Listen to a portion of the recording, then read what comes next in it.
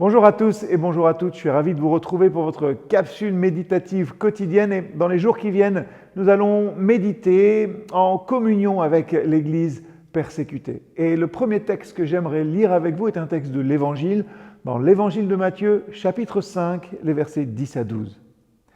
Heureux ceux qu'on persécute à cause de leur combat pour la justice, car le royaume des cieux est à eux. Heureux êtes-vous quand on vous insulte, quand on vous persécute et quand on dit faussement toutes sortes de mal contre vous à cause de moi. Réjouissez-vous, criez votre joie, car une grande récompense vous attend dans les cieux. C'est ainsi, en effet, qu'on a persécuté les prophètes qui vous ont précédés.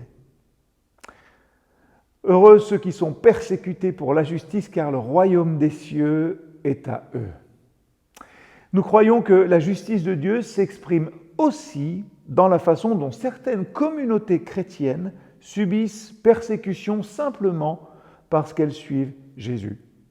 Et je trouve intéressant de voir que ce texte de Matthieu nous rappelle que la persécution n'est pas un signe d'échec, mais peut-être au contraire un signe d'appartenance au royaume de Dieu.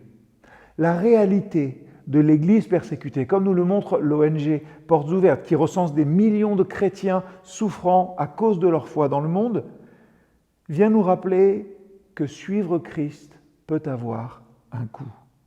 Mais l'appel est aussi concret.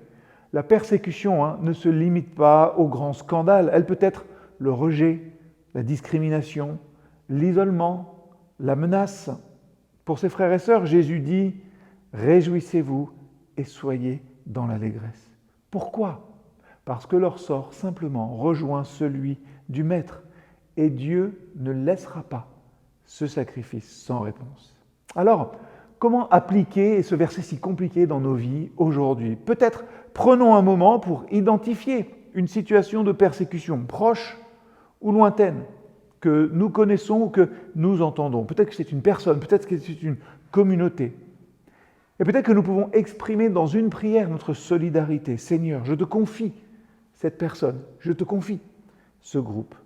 Et peut-être engageons-nous aussi à agir simplement en sensibilisant notre entourage, en relayant une information, tout au moins en priant régulièrement pour ceux qui souffrent, car ils sont chrétiens.